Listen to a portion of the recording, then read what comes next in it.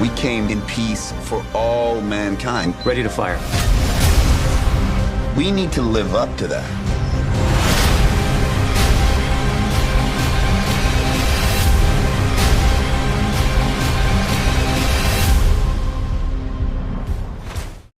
I'm curious for you, the first time you got pitched this, how did you react to this alternate history idea? Like the grand vision of this show, over several seasons is epic. And I thought to myself, if we get to do all of this, it has the potential to be one of the greatest shows of all time.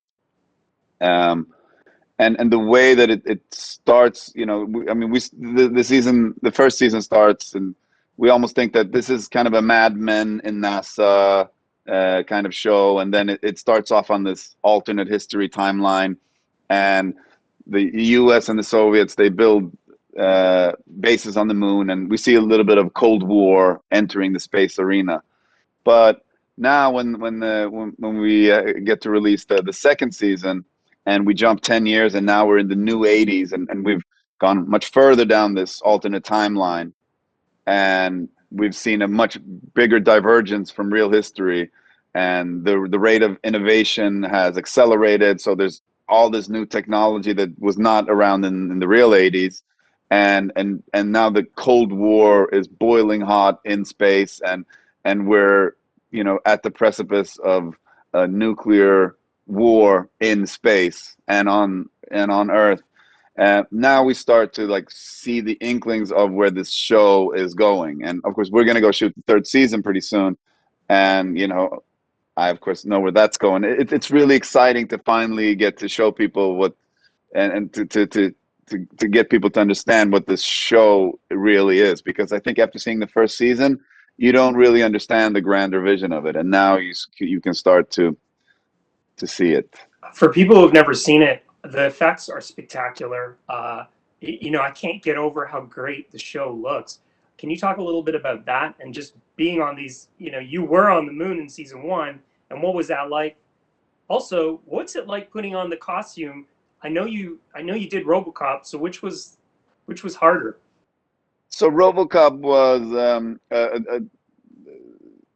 was really uncomfortable. And also putting on that suit in a Toronto winter, that is not a recipe for comfort. I can tell you that. You're literally freezing your nuts off in a shell that is digging into every private part that you have. So that was not a pleasurable experience. So I haven't felt that kind of unpleasure or discomfort. Since the discomfort that I felt on the set of For All Mankind, I haven't experienced since that RoboCop experience. These spacesuits, they were not the ones that we're wearing. They're not made for Earth gravity. they're made for 1/6 gravity or even 0 G. They're very uncomfortable. They're also not made for 6'3" Swedes.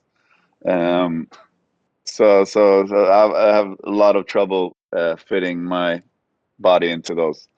But the attention to detail is one of the things that makes this such a fun show to be a part of, and you just anytime when you're doing a show and the the sets that you walk into, when everything that you see is believable and you can touch, and the whole stage design and the props and everything is just in a meticulous detail.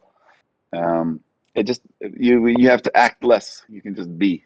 For me, I can sometimes get really impatient with character developments when I work on TV, and as in contrast to feature films, because in TV you also have the character development goes much slower, and but it becomes even more grounded and more thorough, and I feel like in these multi-season character arcs, you really get to go to the depths with these characters, and it's even more interesting here when we're jumping in time, and we get to, there's a lot of time that has passed, a lot of experiences that have that these characters have gone through. You mentioned earlier you got the whole overview for the series. So how big are things going to get for All Mankind?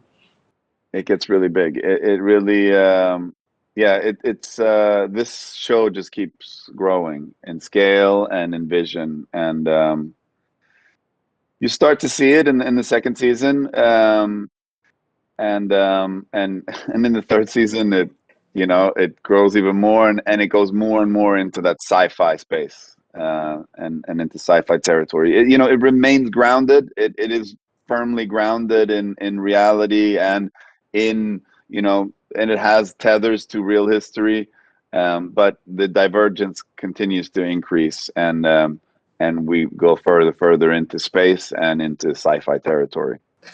So before I let you go, I was down on the set of Suicide Squad. I didn't get to meet you. You weren't there that day. What can fans expect from that movie? It's coming out in summertime. Everyone's excited. Yeah, they can expect some real silliness. It's a very fun movie. That script had me laughing at every page. It has some absolutely ridiculous characters, absolutely ridiculous, and a very silly, childish, sexually depraved humor.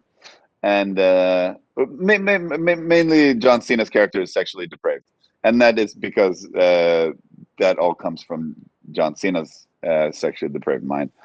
Um, and then it is incredibly violent, like gory almost, and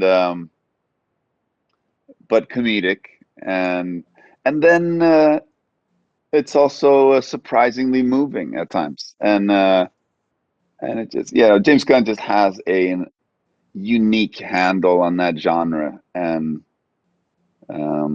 it just feels like he's on another level.